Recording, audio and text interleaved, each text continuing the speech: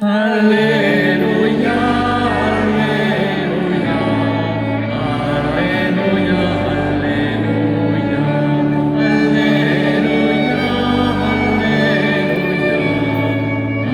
Alléluia, Alléluia.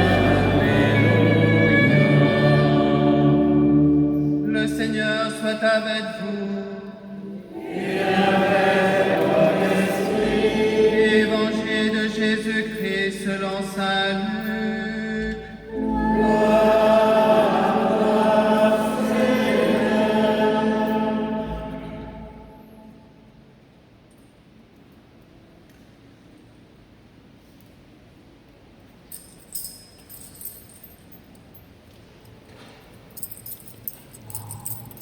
En ce temps-là, de grandes foules faisaient route avec Jésus. Il se retourna et leur dit, « Si quelqu'un vient à moi sans me préférer à son père, sa mère, sa femme, ses enfants, ses frères et sœurs, et même à sa propre vie, il ne peut pas être mon disciple. Celui qui ne porte pas sa croix pour marcher à ma suite ne peut pas être mon disciple. Quel est celui d'entre vous qui, voulant bâtir une tour, ne commence pas s'asseoir pour calculer la dépense et voir s'il a de quoi aller jusqu'au bout? Car si jamais il pose les fondations et n'est pas capable d'achever, tous ceux qui le verront vont se moquer de lui. Voilà un homme qui a commencé à bâtir et n'a pas été capable d'achever. Et quel est le roi qui, partant en guerre contre un autre roi, ne commence par s'asseoir pour voir s'il peut, avec 10 000 hommes, affronter l'autre qui marche contre lui avec 20 000? S'il ne le peut pas, il envoie pendant que l'autre est encore loin une délégation pour demander les conditions de paix. Ainsi donc, celui d'entre vous qui ne renonce pas à tout ce qui lui appartient ne peut pas être mon disciple. Acclamons la parole de Dieu.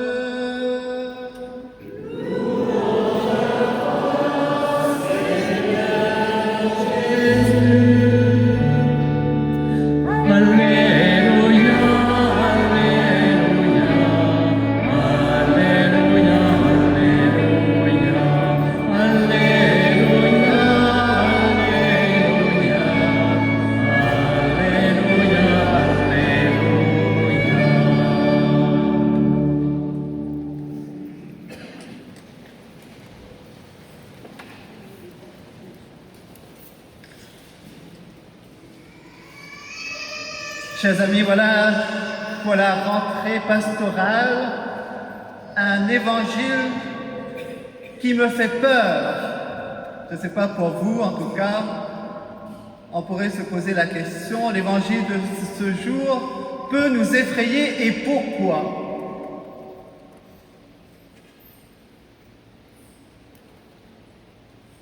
Luc écrit, de grandes foules faisaient route avec Jésus. Ces grandes foules qui font route avec Jésus, c'est chacun de nous. Nous nous sommes levés très tôt, en ce 23e dimanche du temps ordinaire, alors qu'on aurait pu rester dans son lit. Et voilà que Jésus, aujourd'hui, se retourne, comme il l'a fait à son époque, il se retourna et leur dit, Jésus nous pose quelques questions.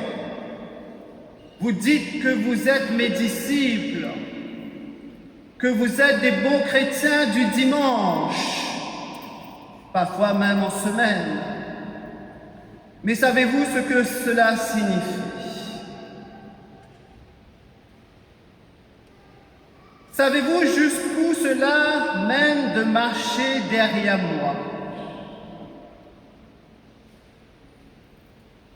Alors, si Jésus voulait faire un programme politique, je ne crois pas qu'il y aurait beaucoup de personnes qui viendront à sa suite. Vous voyez, il ne promet pas de vous donner un excellent travail, de vous donner un bon compte en banque.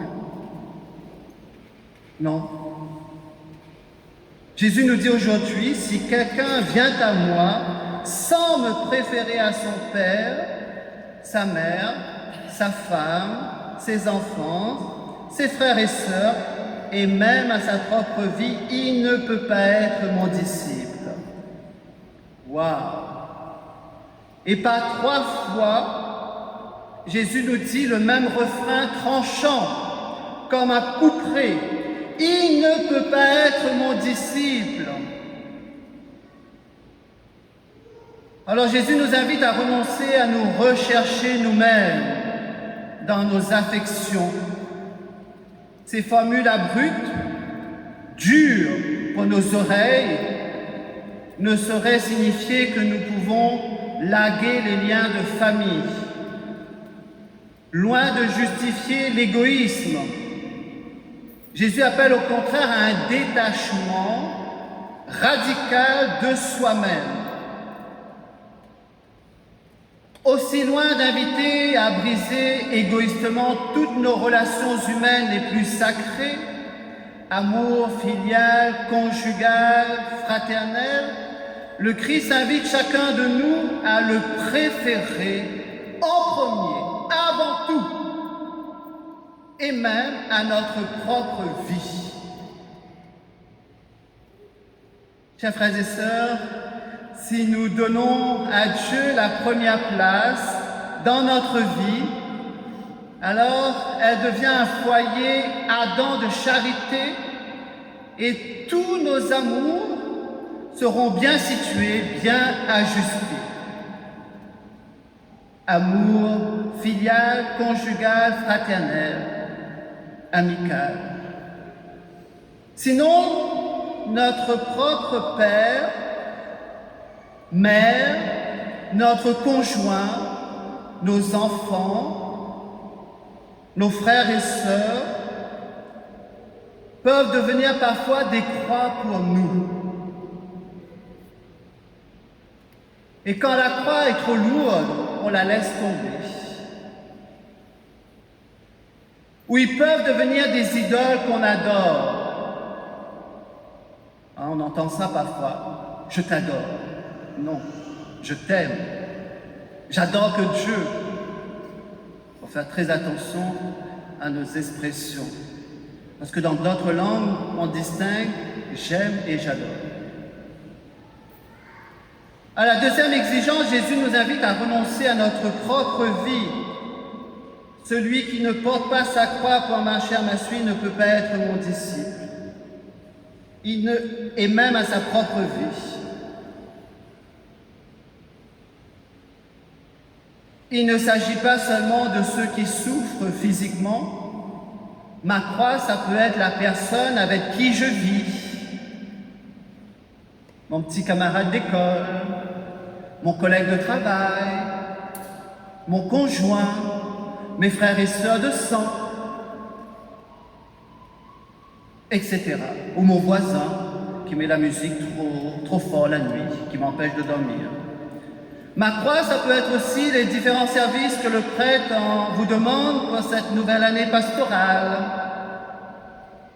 Pour renoncer à soi-même, voilà un exercice pratique que tout le monde peut faire. Se mettre au service des autres sans rien attendre en retour, avec désintéressement, car cela nous sera rendu au centuple dès ici-bas et au ciel. Le pape, notre défunt pape François, disait « L'un des pires esclavages est de vivre pour soi-même. » Vous savez, j'ai fait mon stage à Saint-Jean-Espérance auprès des jeunes qui ont des problèmes d'addiction et on avait ceci, TPMG. Est-ce que tu vis TPMG? C'est tout pour ma gueule ou tout pour l'autre? TPMA. Tout pour l'autre. Voilà. Je crois que c'est ça, les signes. Et c'est un arrachement à sa propre famille que Jésus s'est imposé à lui-même, avant de nous le demander quand il s'est donné corps et âme à la prédication de l'Évangile.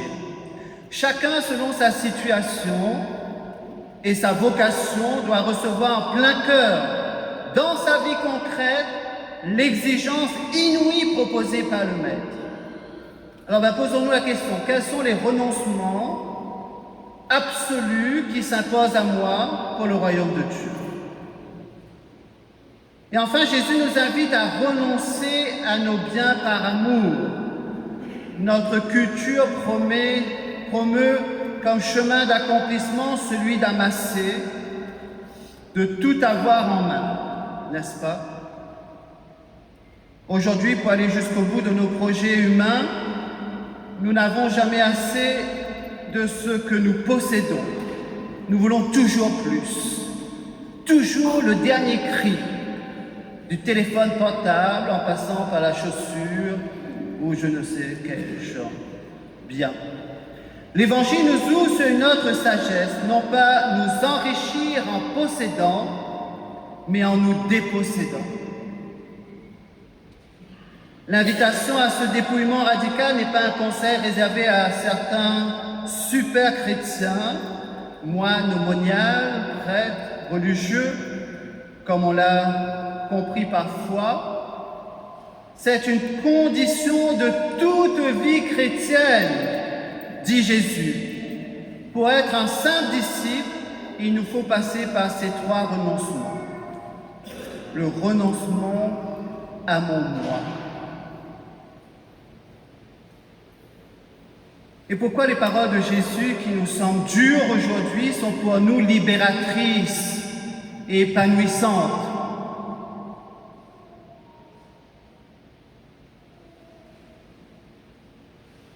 Parce que tes paroles, Jésus, nous rendent plus libres. Celui qui veut faire entrer le Christ dans sa vie ne perd rien. Rien, absolument rien, de ce qui rend la vie belle et grande. Nous le voyons dans la vie de Saint Carlo Acutis et de Saint Pierre Giorgio Frassati, que l'Église universelle aujourd'hui canonise. Saint Cyprien, dans son commentaire sur le Notre Père, écrivait, je le cite, « Ne rien préférer au Christ parce que le Christ nous a préférés à tout. Ne rien préférer au Christ parce que le Christ nous a préférés à tout. » En effet, toute la vie de Jésus a été marquée par un amour préférentiel pour nous, pour toi, pour chacun de nous. Il nous a fait la grâce de nous préférer à tout. Un Dieu qui s'occupe de nous, qui se rapproche de nous, plutôt que des affaires administratives de son royaume. Cela dépasse tout entendement humain. Saint Paul dira dans sa deuxième épître aux Corinthiens, chapitre 8, verset 9, « Un Dieu qui de riche qu'il était s'est fait pauvre pour vous enrichir de sa pauvreté. » Chers amis, au retour des vacances d'été, cette invitation de Jésus à renoncer à soi-même arrive à point. Une année nouvelle est là devant nous. Tout va reprendre et ou a déjà repris. École, profession, association, catéchisme, groupe de prière, loisirs, sport, les scouts, etc. Pour ne pas vivre à la superficie de nous-mêmes et de toutes choses, la lecture de la parole de Dieu quotidienne en famille ou entre amis, par exemple, autour d'un partage profond et en vérité nous fera du bien. Jésus aujourd'hui nous demande de ne pas vivre superficiellement ta vie chrétienne, parce qu'on a une seule vie, car Dieu veut faire de nous des saints. Pour devenir des saints, il n'y a pas 1000 chemins. Il suffit de regarder nos nouveaux saints. Ils ont su prendre un seul chemin, Jésus. Jésus qui nous dit « Je suis le chemin, la vérité et la vie ».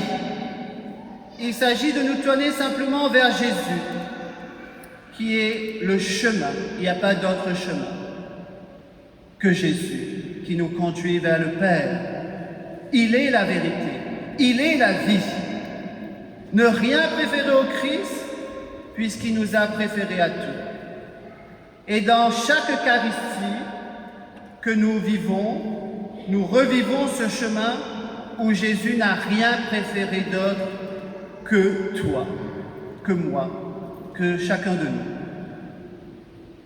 En se donnant à nous à la croix et en nous offrant son corps et son sang dans l'Eucharistie, il a tout fait pour travailler à notre salut. Alors voilà une petite phrase que nous pouvons répéter dans notre cœur pendant ce petit temps de silence. Nous pouvons répéter dès maintenant. Ne rien préférer au Christ, puisqu'il m'a préféré à tout. Amen. Ensemble, répétons cette phrase. Ne rien préférer au Christ, puisqu'il m'a préféré à tout. Ne rien préférer au Christ, parce qu'il m'a préféré à tout. Ne rien préférer au Christ, parce qu'il m'a préféré à tout. Amen.